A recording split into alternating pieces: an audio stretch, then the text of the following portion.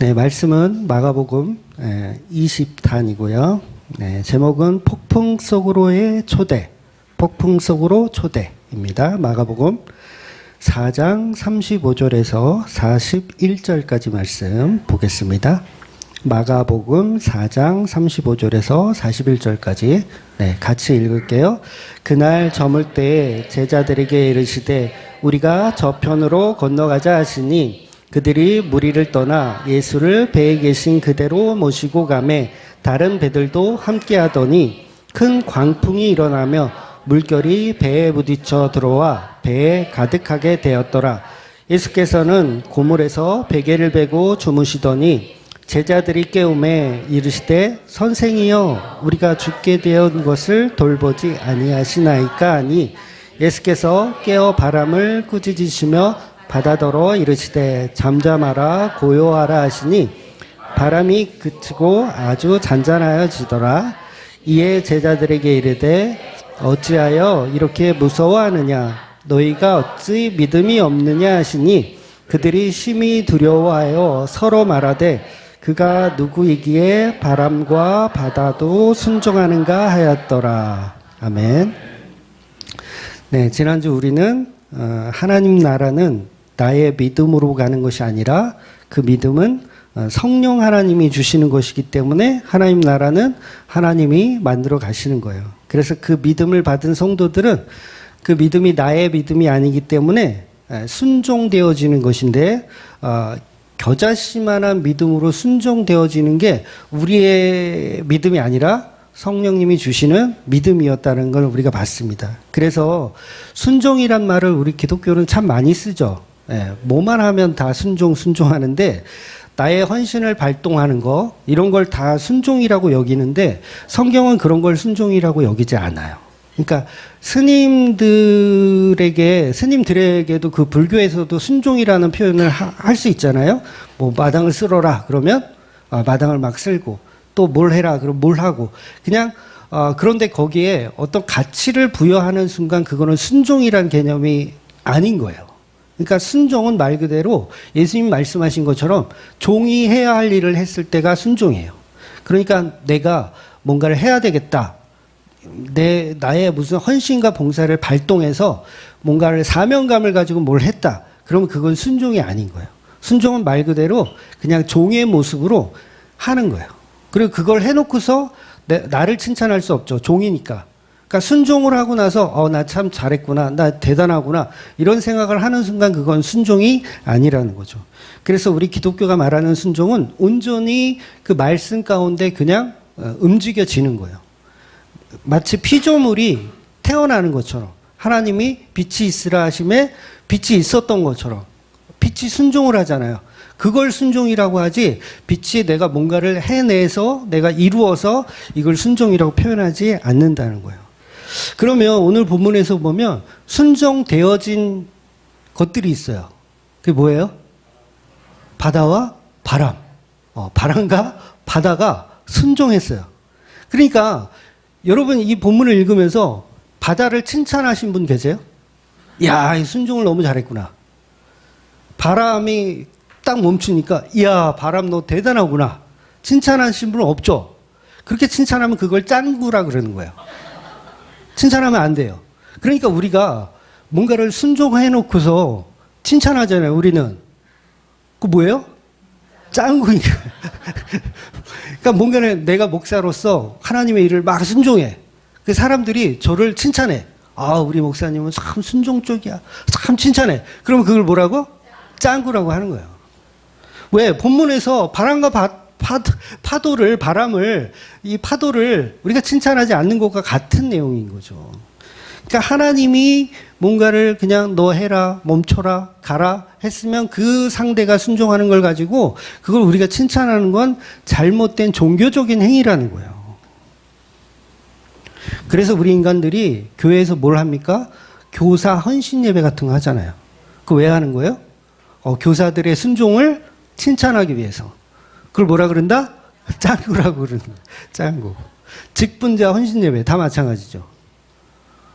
자기들의 순종을 가치 있게 챙기려고 하는 행동을 그렇게 표현되어지는 거예요. 자기네들도 몰라요. 그게 왜 잘못됐는지. 아니, 교사 헌신 예배하는 게 뭐가 잘못됐어? 우리의 헌신을 이렇게 예배 드리는 건데. 근데 죄송하지만 그건 비복음적인 행동이라는 거예요. 그래서 바람과 바다가 순종해 놓고 나는 훌륭하다라고 생각하지 않는 것처럼 나는 그냥 아무것도 아니죠. 나는 멈추라면 멈추고 가라면 가는 존재죠. 이렇게 고백해야지 그게 정상적인 복음을 갖고 있는 성도의 모습이라는 거예요. 그런데 우리가 그게 없어요. 다 조금만 순종해놓고 자기 가치를 챙기기를 좋아하죠. 그러니까 뭐보다 못한 거예요? 바다보다 못하고 바람보다 못하고 파도보다 못한 존재인 거죠. 그래서 제자들은 우리는 왜 예수님처럼 병자를 고치지 못합니까? 라는 질문 자체가 잘못된 거예요. 우리는 왜 그게 안 됩니까? 바람과 이 파도가 우리는 왜 스스로 잠잠하지 못합니까? 라고 질문하는 것하고 똑같아요. 너는 그냥 종이야. 내가 시키는 대로만 하는 거야.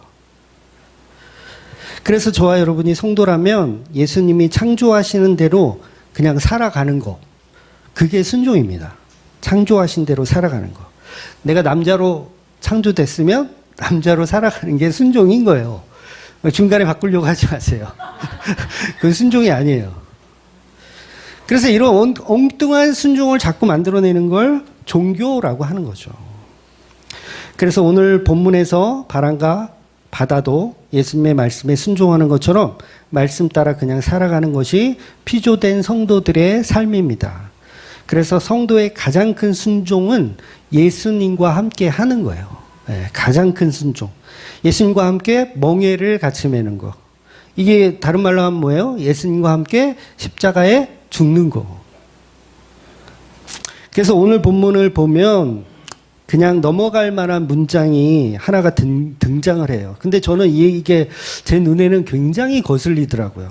뭐냐면 다른 배들이 등장한다는 거예요. 다른 배들이. 그러니까 예수님이 타고 가신 배 말고 다른 배가 오늘 본문에 있다고 표현해요. 36절에 보면 다른 배들도 함께 하더니 라고 되어 있어요. 도대체 이 배는 뭘까? 제가 답답하겠어요? 안 답답하겠어요? 뭐 주석을 찾아봐도 이런 내용은 없으니까 도대체 이 배는 뭔데 예수님을 따라갔을까? 근데 결국은 성경 전체의 흐름을 보면 이 예수님을 따라갔던 이 다른 배들은 뭐냐면요. 자기 열심을 가지고 쫓아가는 배를 의미하는 거예요. 그래서 순종이란 단어가 서로 다른 것처럼 마치 다른 배를 타고 예수님의 곁을 졸졸 따라가면 그게 순종인 줄 알고 우리 인간들은 착각을 하더라는 거예요. 그런데 이건 십자가 복음이 아니라 기적을 보고 따르고 싶은 배들을 의미하는 거예요. 기적을 보고 따르고 싶은 배들.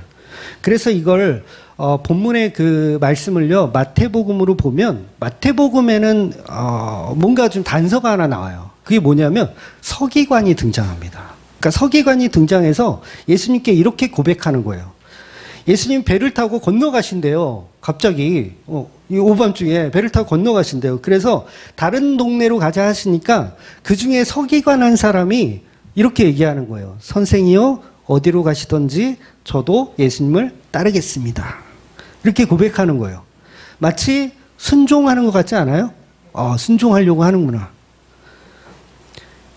즉 예수님이 제자들을 강제로 데리고 가려고 하는 거잖아요. 지금 배 타고 건너편으로 가려고 바다 한가운데로 가시려고 하는 거예요. 그래서 그걸 지금 제자들은 순종하고 있는 거고 왜냐하면 창조주의 말을 듣고 피조물은 그냥 움직이는 거니까 제자들은 반강제적 거의 강제적으로 지금 바다 한가운데로 끌려가는 거예요. 그런데 그걸 본 어떤 서기관이 저도 함께 가겠습니다라고 자기의 순종을 발동시킨 거예요. 그래서 예수님이 그 헌신적으로 따르겠다는 그 서기관의 말을 듣고 칭찬을 해줘야 되잖아요. 아닌가요? 정황상 보면 칭찬을 해줘야 되는 게 맞아요. 나를 따르려고? 나 지금 너 어딜 가는지 너 모르잖아. 사실 내가 폭풍 속으로 지금 들어가려고 그러는데 서기관이 지금 나를 따르겠다는 거예요. 그럼 칭찬해줘야 돼요? 안 해줘야 돼요? 칭찬을 해줘야 되죠. 근데 예수님은 마태복음 8장 20절에 이렇게 말씀하세요. 예수께서 이르시되 여우도 굴이 있고 공중의 새도 거처가 있을 때 인자는 머리 둘 곳이 없다. 이렇게 말씀하시는 거예요. 무슨 얘기예요? 따라오지 마라, 개고생한다. 이 얘기를 하는 거예요. 따라오지 마라, 개고생한다. 그리고 내가 가는 곳은 누추한 곳이고 머리 둘 곳도 없다. 실제로 예수님은 배 선미에서 머리를 베고 주무시잖아요. 베개도 아니에요. 그건 아주 불편하게 주무시는 거예요. 편안하게 잠을 잘 수도 없는 곳이다. 그런데 너가 거기 따라오겠다고? 너는 따라오지 마. 그 말을 하시는 거예요. 실제로 예수님이 가시는 배는 어디로 가요? 폭풍 속으로 들어가는 거예요.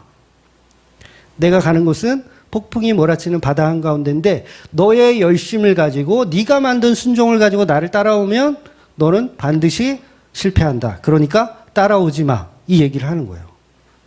어차피 너는 감당하지 못하고 중간에 돌아갈 것이다. 이 말씀을 하는 거죠. 그런데요, 또 놀라운 이야기가 하나 더 있어요.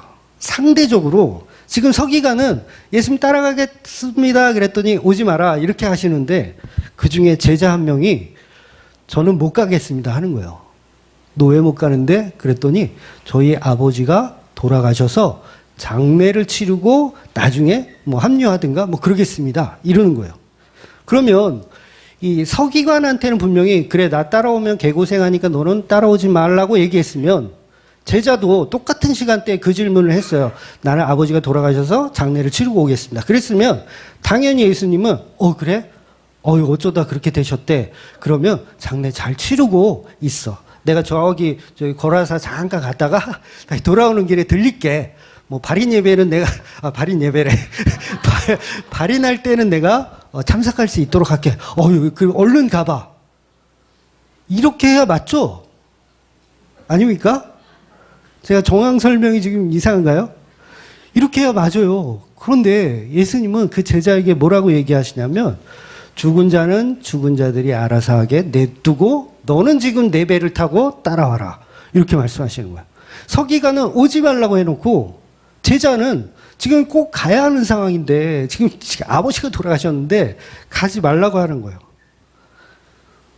너무 웃기지 않아요? 이 예수님의 말씀과 태도와 이 정황이. 그래서 여러분 하나님 나라는요 인간 쪽에서 결정되어지는 게 아니에요. 하나님 나라를 데려가고 싶은 건 예수님 마음이에요. 제자는 가기 싫다고 해도 억지로 가게 하세요. 지금 장례를 치러러 가야 되는데 가지 말라고 하는 거예요. 서기관은 따라오겠다고 하는데도 와봐야 개고생하니까 따라오지 마라. 이렇게 얘기하는 거예요. 지금도 똑같습니다. 현대 시대에도 천국 가겠다는 교인들은요, 예수님이 따라오지 마라. 이렇게 말씀하세요. 나 천국 가고 싶어요. 여러분 다 그런 마음이 있었잖아요. 저 예수님이 어디를 가든 저도 따라가겠습니다. 저 천국 가고 싶어요. 그랬더니 예수님이 따라오지 말래요. 그런데 저는 집안일도 해야 되고요. 아버지도 돌아가셨고요. 지금 방 청소도 해야 되고요. 할 일이 많아요. 근데 예수님이 어떻게 하신다고요? 당장 버리고 나를 따라라. 이렇게 말씀하셨다는 거예요. 그래서 이걸 교리적으로 얘기하면 제한적 구속, 무조건적 선택, 불가항력적 은혜라고 표현하는 거예요. 그러니까 이 작은 에피소드에 기독교 교리가 사실은 다 들어있는 거예요. 누구는 유기하고 누구는 선택할 건지 누구 마음이다? 예수님 마음, 하나님 마음이라는 거예요. 여러분 이 메시지가 놀랍게 들리셔야 돼요. 그러니까 여러분과 평생 함께 하겠습니다. 고백하는 교인들, 그러니까 예수님과 평생 함께 하겠습니다라고 고백하는 교인들 지금 육지에다 다 버리고 오신 거예요. 다 버리고 오셨어요. 성도는 세상의 육지를 떠나오는 자들이에요. 어떻게? 반강제적으로. 어떻게든 예수님이 탄 배에 태우시는 겁니다. 그래서 누가복음으로 보면요, 이 같은 본문에 이런 이야기가 또 들어있어요. 우리가 잘 아는 누가 내 형제냐, 누가 내 이웃이냐, 그런 메시지가 같이 붙어 있어요. 결국 누가 가족이 될 것인지는 예수님이 정하는 거예요. 누가 내 배에 태울 건지 예수님이 정하신다는 거예요. 그래서 우리가 태어날 때 육적인 가족도 우리가 정할 수 없잖아요. 여러분 정해서 태어나십니까? 정할 수가 없어요. 그러면 영적인 가족도 우리가 사실은 정할 수가 없는 거예요. 예수님이 다 정해 가시는 거예요. 그래서 성도는 세상 일을 하는 자가 아니고 장례식을 하는 자가 아니라 그걸 놔두고 예수님을 따르는 자들이에요. 누구의 의지로? 예수님의 의지로, 하나님의 열심으로 따르는 자들. 그래서 예수님과 함께 거하는 것도 내 믿음이 아니라 오직 예수님의 믿음으로 만들어 간다는 거예요. 나는 지금 돌아가신 아버지를 생각하고 마음은 장례식장에 가 있지만 그래도 예수님의 믿음으로 배에 올라타고 끌려가는 거예요. 이 제자가 지금 마음은 아버지한테 있겠죠, 당연히. 아무리 예수님이 죽은 자는 죽은 자들이 알아서 하게 냅둬라 했을 때도 그거를 막 이렇게 깊이 깨닫고 이렇게 따라온 건 아닐 거 아니에요. 배 타고 가는 내내 내가 장례식 가야 되는 거 아닌가? 내가 아무리 스승이지만 도가 지나신 것 같은데 이렇게 생각 안 하셨을까요? 분명히 그런 생각을 했을 거예요. 그래도 어때요? 이 제자는 순종되어지는 거예요. 그래서 뭐가 된 거예요? 바다가 된 거고 파도가 된 거고 바람이 된 거예요. 이 제자가. 그래서 저와 여러분은 오늘 예수라는 배에 올라탄 겁니다. 예수라는 배에 올라탔어요. 그것은 기적을 보고 따르는 게 아니죠. 제가 기적을 보였나요? 아무런 기적도 안 보였는데 이 더운 이 시간에 복을 준다고 한 적도 없어요. 그렇죠? 우리 교회는 특히 복 받을 생각을 하지를 말아라요. 근데 왜 오셨어요? 예수님이 계신 곳 말씀을 듣기 위해서 오신 거잖아요. 그래서 여러분 하나님 나라는 예수님과 함께 사는 것입니다. 그 하나님 나라를 누굴 태울지 예수님이 다 결정하시고 예수님은 그분을 그 성도를 태우고 가기를 원하고 계세요.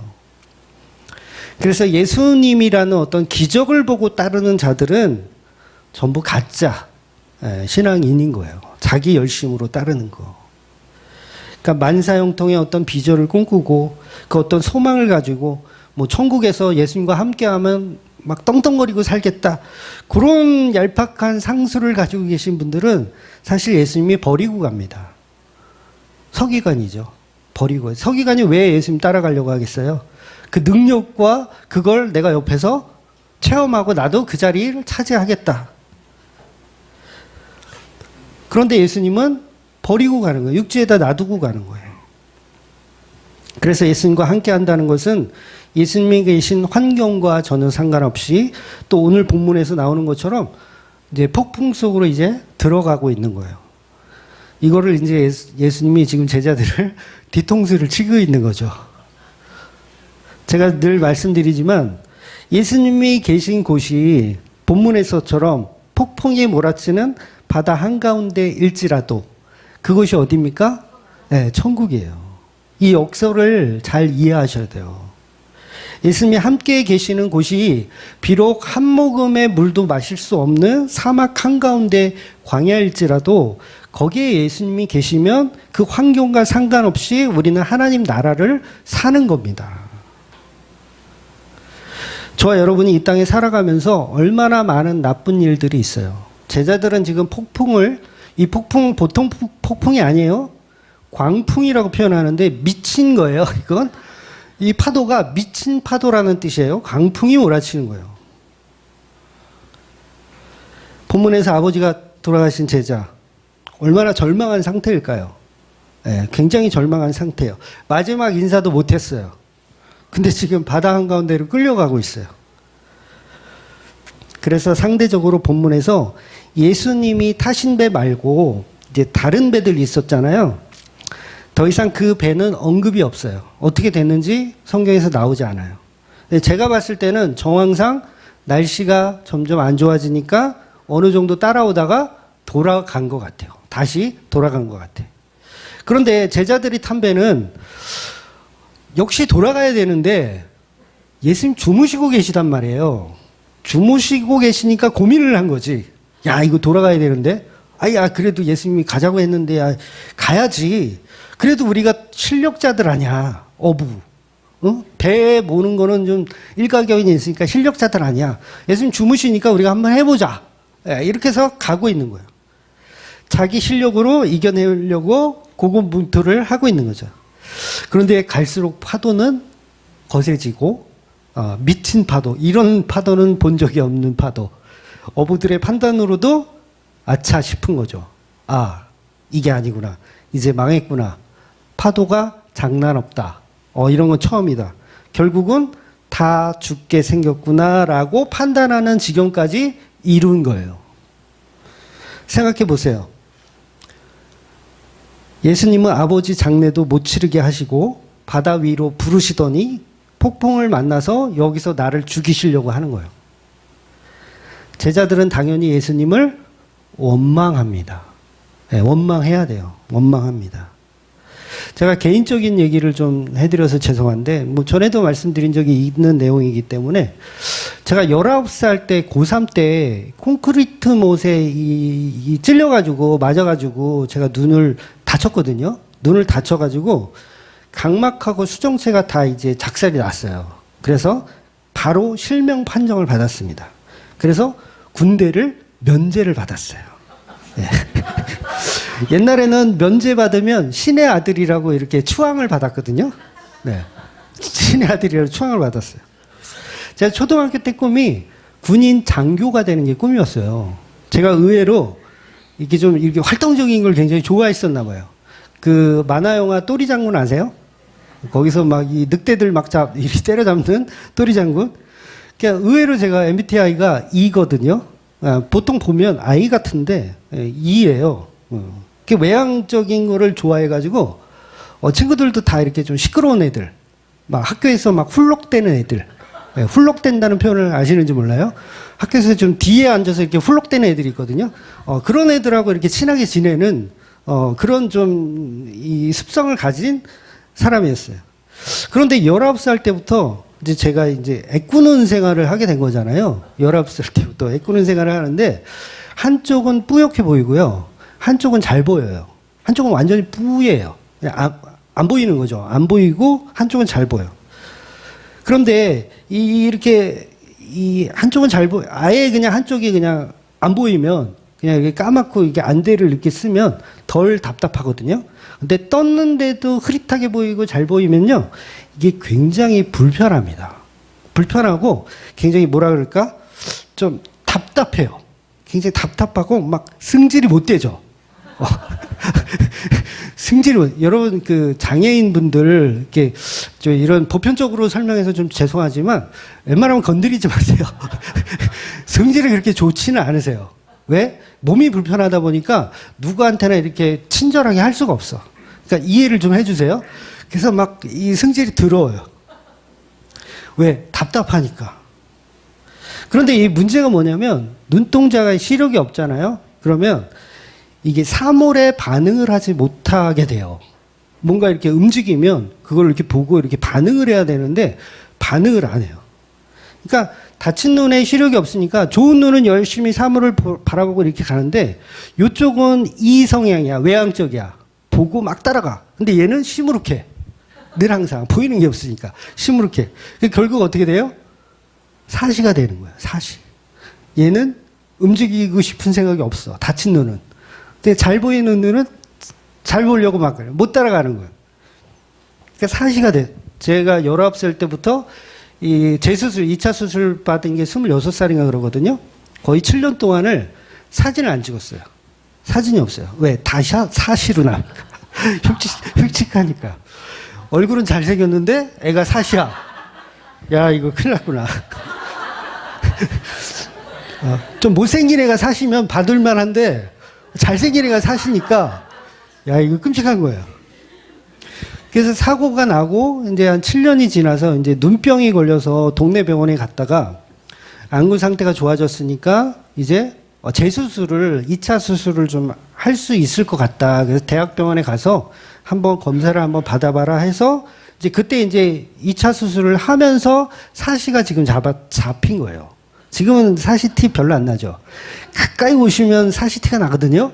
그러니까 약간 멀리 보시면 별로 티가 안 나요. 아무튼 그래서 선명하지 못한 한쪽 세상을 지금까지 30년을 살아가고 있어요. 근데 수십 년을 살았으면 이제 적응할 만도 하죠. 근데 아직도 적응이 안 돼요. 오히려 꿈을 꾸는 게 행복해요. 왜냐하면 꿈속에서는요, 뿌옇게 안 보이거든요. 잘 보여요. 두 눈이. 너무 반짝반짝 잘 보여요. 볼 수 있는 행복. 이걸 꿈속에서 경험할 수 있어요. 그래서 제가 그날을 이렇게 회상을 하잖아요. 사고 난 날 그날을 회상하면, 그때 그 못이 내 눈을 조금만 빗나갔으면. 그렇잖아요. 그런 생각 할 수 있잖아요. 그때 그 시간에 내가 한 1분만 늦게 갔으면. 아니면 1분만 빨리 갔으면. 그러니까 아마 교통사고 당해서 이제 그 연구장애를 가지신 분들은 아마 저와 똑같은 생각 할 거예요. 내가 10초만 늦게 갈 걸. 사고 안 났을 텐데. 그럼 10초만 빨리 갈 걸. 누구나 이렇게 크고 작음의 어떤 사건들에 대해서 우리는 되돌리고 싶은 마음이 다 있어요. 누구나 다 있습니다. 아마 저만 그런 게 아니라 여러분도 살아오면서 다 그런 일들을 한두 번씩 다 경험하셨을 거예요. 근데 우리는 왜 이런 일들을 후회하냐면 우리는 창조주가 아니기 때문에 그래요. 창조주가 아니기 때문에 후회의 연속이죠. 그런데 하나님이 하나님의 역사를 쓰고 계시잖아요. 그분에게 후회가 있을까요? 그분에게는 후회가 없어요. 정해진 루트대로 잘 만들어 가고 계신 거예요. 그래서 중요한 게 뭐냐면 우리의 삶을 누가 이끌어 가시는가가 사실은 가장 중요한 거죠. 서기관은 자기의 인생을 자기가 이끌어 가려고 노력한 사람이에요. 그런데 예수님이 따라오지 마라 이렇게 얘기하는 거예요. 그런데 예수님의 제자는 아버지 장례도 못 치르고 강제로 따라가고 있어요. 세상적으로 볼 때는 서기관처럼 다른 배를 타고 예수님 따르다가 다시 육지로 돌아간 서기관이 현명하다라고 할 거예요. 그렇죠. 현명하죠. 폭풍을 안 만나니까 현명하다. 그리고 오히려 폭풍 속으로 지금 아버지 제사도 안 갖고 지금 폭풍 속으로 들어간 그 제자를 보고 저런 개죽음이 어디 있느냐. 아버지 장례를 치르러 갔으면 안 죽었을 텐데 폭풍 속에서 이제 다 죽게 생겼구나. 이렇게 된 거예요. 그럼 제자들이 지금 이 폭풍 속의 그 상황에서 예수님을 원망할까요? 아니면 존경할까요? 당연히 원망하죠. 저는 하나님을 원망했을까요? 존경했을까요? 원망했죠. 왜 하필 나냐고. 그것도 개척교회 도와주다가 다친 거예요. 짜증 나겠어요? 안 나겠어요? 그런데 그 제자에게 오늘 본문이 중요하게 말씀하시는 것이 뭐냐면 그 인생을 예수님이 초대하셨다는 거예요. 폭풍 속으로 예수님이 지금 초대하셨다는 거예요. 그러니까 성도는요, 그 삶을 예수님이 초대하신 삶이에요. 싫지, 짜증나지. 장례식도 못 가게 하고, 다치게 하고, 폭풍에서 지금, 다 죽게 생겼어요. 여러분, 예수님이 지금 배를 타고 가시는데, 파도가 올 것을 모르셨을까요? 네, 아셨어요. 아주 개구장이셔. 아셨어요. 예수님이 실수하지 않으시잖아요. 하나님은 실수하지 않으셔요. 후회하지 않으세요. 하나님은 그야말로 역사를 만들고 계시고 예수님은 지금 폭풍이라는 역사를 지금 설계하고 계시고 그것으로 초대하고 있는 거예요. 그래서 하나님 나라를 산다는 것은 내 삶을 만들어 가시는 그분 때문에 후회 없는 삶을 사는 거예요. 그래서 사고가 나도 후회 없는 삶을 살아야 됩니다. 아버지가 돌아가셔서 사실은 돌아가셨지만 장례식도 못 가지만 사실은 성도는 괜찮아야 돼요. 왜냐하면 그 진리를 알게 된다면 괜찮아야죠. 그래서 몸이 아파도 성도는 괜찮아요. 사업이 망해도 성도는 사실은 괜찮아요. 주위 사람들한테 다 버림받고 사람들이 여러분을 무시해요. 저런 바보들. 이 폭풍을 치는데 거길 왜 가? 누명을 씌우고 조롱하고. 그런데 왜 견딜 수 있냐면 내 인생을 계획하신 분이 창조주이시기 때문에 그래요. 예수님이 함께 있으니까 괜찮은 겁니다. 그래서 성도는 믿음이 자라날수록 원망에서 그 원망이 하나님의 섭리로 바뀌어가는 거예요. 나를 만들어가고 계신 그 하나님을 신뢰하게 되어지는 거죠. 그래서 내 삶을 예수님께 맡겨드리는 거예요. 그래서 알고 되어 갈수록 원망, 불평은 내려놓게 되고 예수라는 그 신랑을 점점 더 신뢰하고 믿어지게 되는 거예요. 그러니까 한마디로 신부 수업을 하는 겁니다. 여러분 이 땅에서 뭐 하는 거예요? 신부 수업하는 거예요. 이걸 성도들은 자각해야 돼요. 그래서 하나님 나라를 사는 성도들은 신부 수업을 다 하는 거기 때문에 처음에는 원망이지만 나중에는 하나님의 섭리로 인정하게 되어지는 거예요. 그래서 오래 살지도 않아요. 이 땅에서. 오래 살아봐야 100년이에요.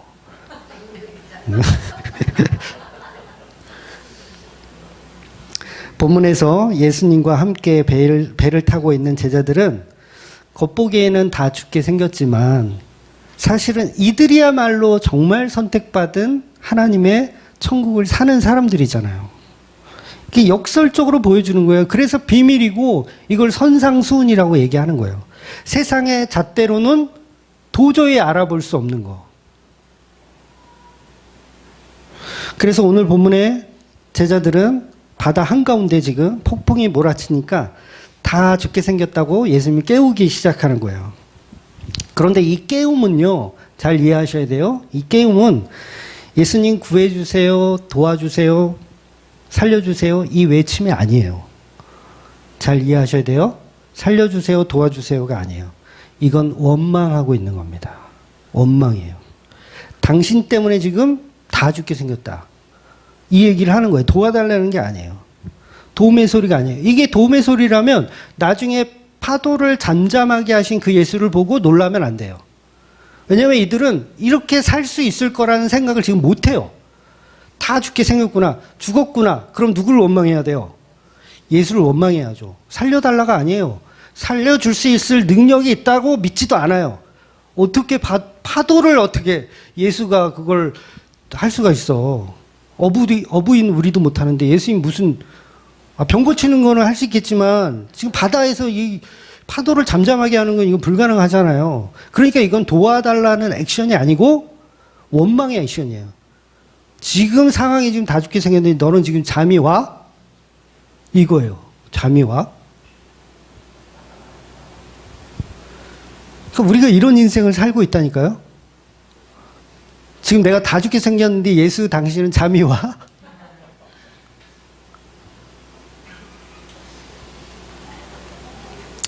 그래서 36절에 보면 무리들이 떠날 때까지 예수님은 배에서 내리지 않으시거든요. 그러니까 선상수훈에서 계속 그 배에서 타고 이동을 하시는 거예요.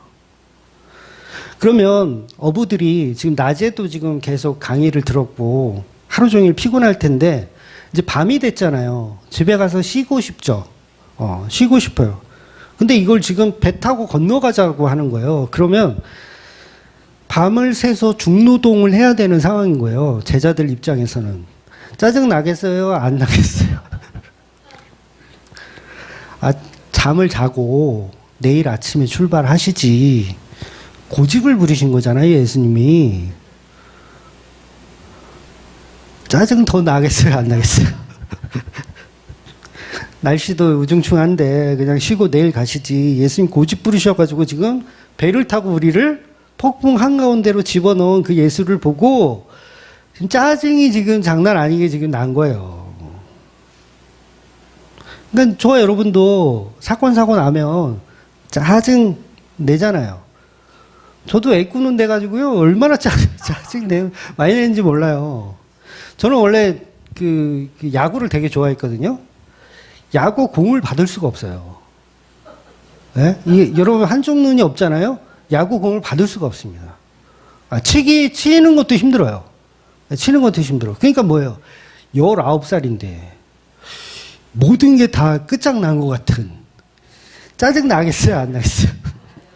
이거를 경험해봐야 될 텐데. 그래서 본문에 보면 예수님을 깨우는 표현을요, 이 마가는 되게 독특한 방법을 사용했어요. 그러니까 다른 그 이야기에서는, 다른 복음서에서는 이제 주여라는 표현을 하거든요. 예를 들면, 지금 장례식 가야 되니까 내가 못 가겠습니다 했을 때 예수님한테 주여라고 표현해요. 주여, 저희 아버지가 돌아가셔서 이제 제가 장례를 치르겠습니다. 그랬더니 못 가게 했잖아요. 지금 깨울 때는 어떻게 깨우는지 아세요? 선생이요! 이렇게 깨우는 거예요. 원망이에요? 아니에요? 원망이죠. 짜증 확실하게 난 거예요. 선생이요. 지금 우리 다 죽게 생겼는데 너무 곱게 썼어.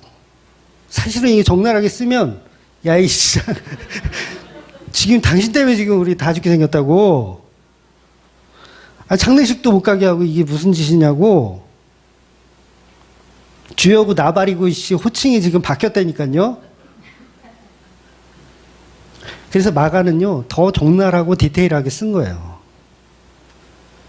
그래서 광풍이 일며 물결이 바다를, 이게 바닷물이 지금 배에 부딪혀서 배 위로 바닷물이 지금 가득 찼다고 표현해요. 가득 찼어요. 가득 찼으면 뭐예요? 이거 거의 침몰이에요. 침몰. 가득 찼어요. 그냥 조금 차기 시작했다가 아니에요. 가득 찼다라고 마가는 정확하게 표현하고 있어요. 가득 찼다. 그때까지 예수님 뭐 하세요? 고물에 베개를 삼아 주무시고 계시는 거예요. 아니, 바닷물이 예수님의 얼굴을 막 때렸을 텐데, 이거 어떻게 주무실 수가 있지? 그러니까 예수님 뭐예요? 평안하다는 표현을 하는 거예요. 평안하다. 광풍이 불어도 평안하다. 그러니까 지금 하나님 나라를 살고 있는 유일한 분이 누구예요? 예수님인 거예요. 제자들은 하나님 나라를 안 살고 있다고 느끼는 거고, 예수님만 하나님 나라를 살고 있다고 자각하고 계신 거예요. 그래서 제자들이 예수님을 깨우며 이르되, 선생이여, 우리가 죽게 된 것을 돌아보지 아니하시나이까. 이 말은 살려달라가 아니라 원망하고 있는 거예요.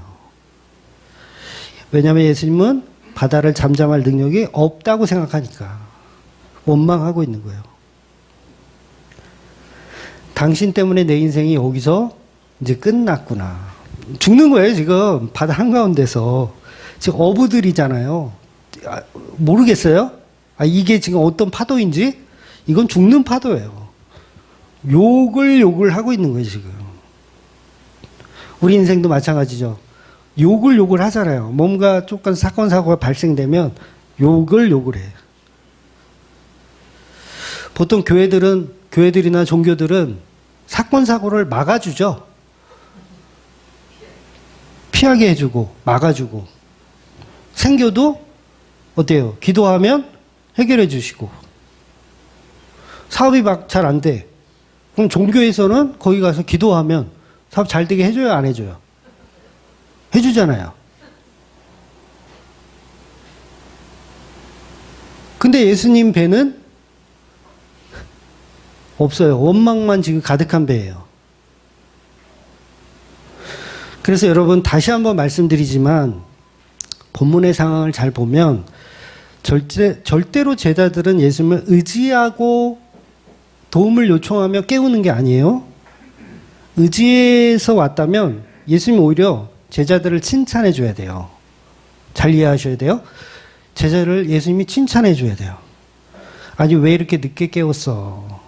진짜 깨우지. 아니, 벌써 물이 가득 찼네? 이때까지 왜 안 깨운 거야? 빨리 깨우지. 어리석게 너희들 힘으로 해결하려고 그래서 나를 빨리 깨우지. 이러지 않으셨다고요. 잘 이해하셔야 돼요. 요게 가짜 복음이에요. 여러분, 교회들이 어떻게 가르칩니까? 사건, 사고가 발생되면 어떻게 하라 그래요? 기도하지. 뭐 했어? 나를 깨우지. 하늘 보좌를 흔들어서 너의 문제를 해결할 수 있는 나의 이 능력을 쓰지. 왜 늦게 깨웠어? 오늘날 교회들이 다 그렇게 가르쳐요.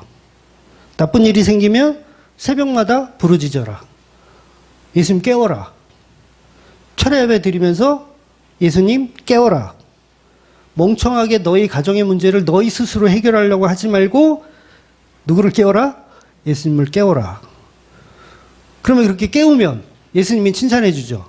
잘 깨웠네. 그래, 내가 이제는 해결해 줄게. 이런 내용은 성경 어디에도 없어요. 기도할 수 있는데 왜 걱정하십니까? 아싸! 그러면서 다 기도해서 문제를 해결하려고 그러는데 성경은 그런 얘기가 없다고요. 오히려 깨웠다고 뭐라고 하세요? 이런 믿음이 없는 것들아, 왜 나를 깨우고 지랄이야? 제가 없는 얘기 지어내는 거 아니잖아요. 예수님 오히려 책망을 하세요. 이 믿음이 없는 것들아. 오히려 깨웠다고 화를 내시는 거예요, 예수님은. 왜 새벽에 와서 부르짖었냐? 왜 철학기도 와서 부르짖었냐? 이런 믿음이 없는 것들아. 어찌하여 두려워 떠느냐? 파도 보고 왜 쫄아 있어? 너희들의 인생에 사건 사고 가지고 왜 쫄아 있어?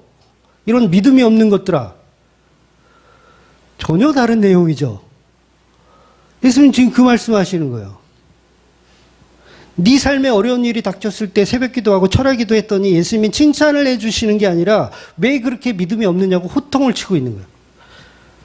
그 이유가 뭐예요? 너는 이미 하나님 나라를 살고 있는데 왜 너의 사건과 사고를 가지고 보좌를 흔들려는 엉뚱한 신앙을 갖고서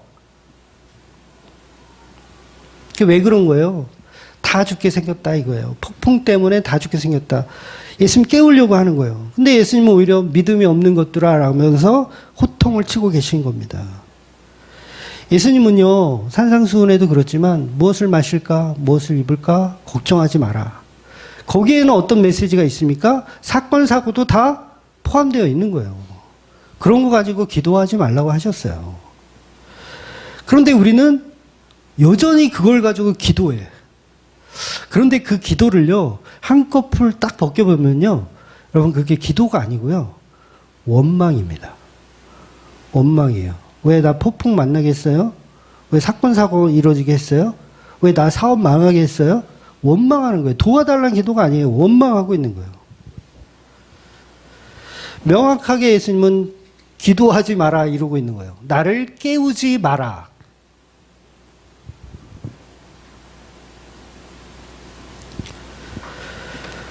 그래서 보좌를 흔드는 기도를 목사들이 하라고 하는데 오히려 예수님은 왜 그렇게 겁이 많냐고 화를 내세요. 왜 그렇게 겁이 많아? 그러니까 예수님의 오늘 본문의 태도와 목사님들이 가리키는 정황과 안 맞아요. 그야말로 예수님은 뒤통수를 치고 계세요. 즉 예수님의 말씀은 너희들은 나와 함께 배에 있기 때문에 어떠한 환경에도 두려워할 필요가 없었다라는 얘기를 하는 거예요. 한마디로 야 얘들아 죽기밖에 더 하겠니? 폭풍에서 죽기밖에 더 하겠니? 예수님과 함께 죽으면 영광이죠. 대답이 무한한 영광이잖아요. 그러니 제자들이 아직 믿음이 하나도 없는 게 본문에서 발각되어지는 거예요. 자기의 문제를 놓고 기도했던 거, 그 자체가 믿음이 없는 거예요. 그러니까 우리가 조금만 그 가시가 손가락 발가락이 박혀도 교회 가서 기도하잖아요. 뭐 아니었던 것처럼 별의별 문제를 다 놓고 응? 기도하잖아요. 그런데 그런 환경에 이 쫄아 있는 제자들을 예수님은 호통을 치신다고요. 내 문제를 가지고 이것 좀 해주세요, 해결해 주세요. 그러고 있는데 예수님은 야, 이 겁 많은 녀석들아. 그래서 제자들의 믿음이 하나도 없다는 걸 예수님이 파도를 잠잠하게 하시고 나니까 제자들이 깜짝 놀라는 거예요. 예상했던 일이면 놀라지 말았어야 되거든요. 근데 예상을 못한 거예요. 그러니까 예상을 못했기 때문에 살려달라는 외침을 했던 거예요. 원망의 외침을 했던 거예요. 만약에 제자 중에 예수님이 정말 하나님이었다, 그분이 창조주였다라고 생각하면 두려워 떨 일이 있습니까? 두려워 떨 일이 없어요. 아무리 파도가 치고 뭐 아무리 광풍이 일어도요. 예수님이 창조주라는 걸 알면 그분 옆에 내가 있고 그분의 초대로 내가 이 배에 타고 있다라면 광풍이 불어도 우리는 아랑곳하지 않아야 정상인 거예요. 그러니까 저와 여러분의 인생이 예수님이 초대한 인생, 예수님 만들어가는 인생을 살고 계시다면 아무리 어렵고 힘든 일이 생기더라도 견딜만 한 거예요. 그런 데서 믿음이 다 뽀록이 나는 거야. 제자들은 지금 다 뽀록이 났어요. 진짜 성도는요, 그래서 하나님의 계획을 믿습니다. 죽은 자가 아니고 산 자이기 때문에. 그래서 아까 그 말씀, 장례식장에 죽은 자는 죽은 자들이 알아서 해라. 이게 뭐예요? 산 자들이 아니에요. 땅은 산 자들이 아니에요. 배 위에 예수님과 함께 있는 자들이 산 자를 표현하는 거예요. 그러면 살아있는 자들은 죽은 자들과 똑같은 두려움을 가져서는 안 된다는 거죠. 그런데 우리가 조금만 두려움이 있잖아요. 그러면 다 팽개치고 원망하는 거예요. 그러니까 사건 사고 조금만 일어나면 예수고 뭐고 나발이고 없고, 교회에서도 막 조금만 무시당하면 예수고 나발이고 없고. 아마 제가 친척 장례식에 가지 말라 그러면 장례식 그거 중요해요. 그게 예배 드리러 오세요. 이러면 미친 목사라고 욕을 아마 할 거예요. 우리가 맨날 이러고 살아요. 그러니까 예수님한테 병이나 고쳐주세요. 오병이어나 기적이나 보여주세요. 출세시켜주세요. 이러면서 예수님의 멱살을 흔드는 거죠. 해달라고. 그러니까 계속 멱살 잡고 새벽 기도마다 철야 기도마다 멱살 잡고 이거 해달라 저거 해달라. 믿음이 하나도 없는 거예요. 믿음이 완전 초신자. 그들을 향해 예수님은 호통을 치고 계신 거예요. 왜 두려워하느냐? 너희는 겨자씨만한 믿음도 없다. 겨자씨만한 믿음도 없다. 그 겨자씨만한 믿음이 있다면 몰아치는 폭풍 속에서도 예수님과 함께라면 그 어디나 하늘나라이기 때문에 견딜 수 있어야 되죠. 그래서 예수님이 폭풍 속에서 잠을 자시는 것처럼 교수형을 내일 당할지도 모르는 베드로가 감옥에서 쿨쿨 자는 것처럼 옥에 갇힌 바울과 실라가 찬양하며 기도하는 것처럼 하나님 나라를 산다는 게 이런 거예요. 좀 살아보고 싶지 않으세요? 그 폭풍 가운데, 몰아치는 폭풍 가운데, 야, 너 올 테면 와봐라. 뭐 이런 삶을, 야, 근데 전부 그냥, 에이구, 다 죽게 생겼네, 쌍, 그러면서, 예수 믿어봐야 별게 없네.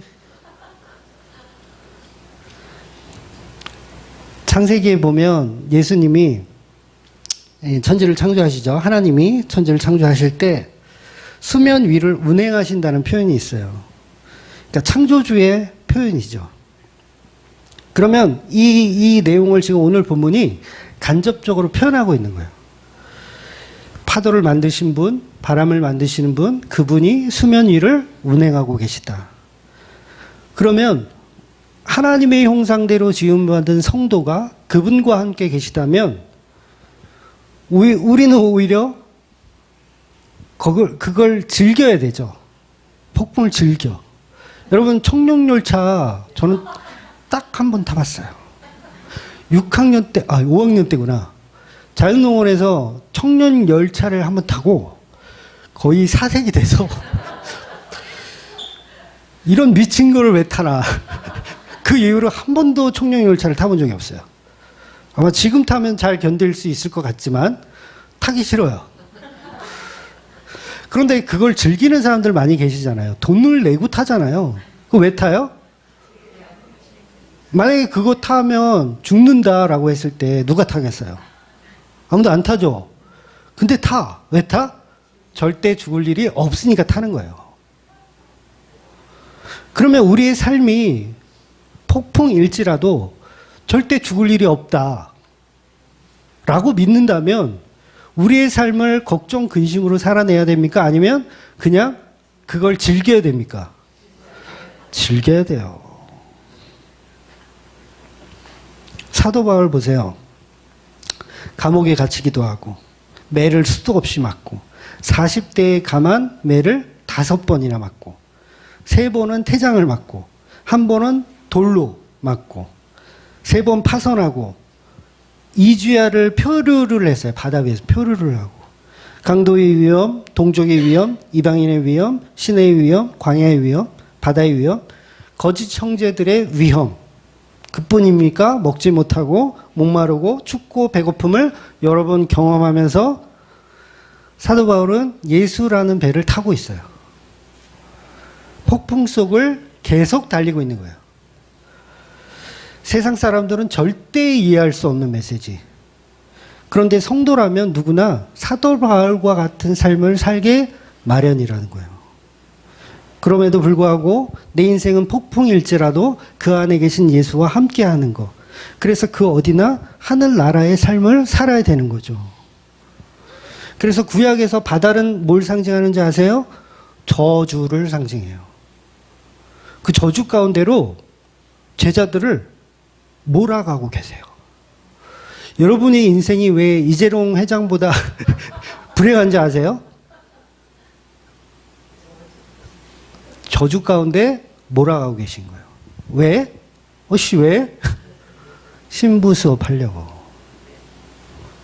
신부 수업을 받지 않잖아요? 예수를 안 믿어요.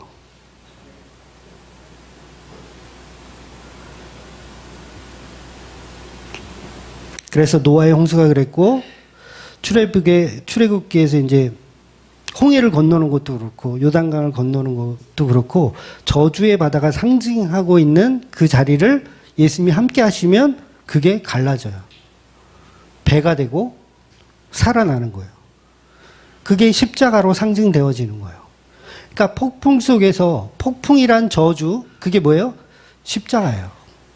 폭풍이란 저주가 십자가인데 우리 안에 십자가를 보고 저주로만 보는 게 아니라 그 십자가 안에 죽으신 예수가 하나님 나라라는 걸 발견하셔야 됩니다. 그래서 예수님이 이 폭풍을 뚫고 지금 어디 가려고 하시는지 아세요? 이제 다음 주에 보겠지만 거라사 광인 군대 귀신 아시죠? 그 군대 귀신을 만나기 위해서 예수님 지금 목숨 걸고 가시는 거예요. 군대 귀신을 만나기 위해서. 이 사건의 내러티브를 보면 뭐가 되냐면 하늘 보좌를 버리고 거라사 광인을 구원하러 가시는 예수. 그러니까 예수님은 십자가라는 폭풍을 통해서 거라사 광인을 구원하러 가시는 거예요. 이 메시지만 제대로 알아도 우리의 삶은 은혜죠. 그리고 제자들은 그 십자가에 지금 동참을 하고 있는 거예요. 놀랍지 않아요? 이 동참, 예수님의 십자가에 함께 죽는 동참. 그런데 그 안에서도 우리는 덜덜 떨면서 불평하면서 예수 때문에 예수가 우리를 지금 십자가에 죽이려고 그런다고 막 이렇게 투덜거리는 거예요. 근데 어쩔 수가 없어. 성도는 예수님이 어떻게든 끌어다가 십자가에 죽이십니다. 하나님이 그 아들 예수를 십자가에 죽인 것처럼 예수님도 신부된 교회를요, 어떻게 해서든지 저주의 십자가에 죽이세요. 이거 싫으면 서기관처럼 돌아가야 돼요. 가보려고 했다가 십자가 보고 돌아갈 수밖에 없어요. 그런데 아무리 그 거센 파도가 있을지라도 예수님을 믿는다면, 예수님과 함께 한다면 어디를 가든지 그곳이 하나님 나라가 되어야 합니다. 그래서 그곳이 광야이든 폭풍 치는 바다이든 상관없이 예수님이 주시는 그 믿음으로 견디어내시는 저와 여러분이 되시기를 주의 이름으로 축원드리겠습니다. 아멘. 기도하겠습니다.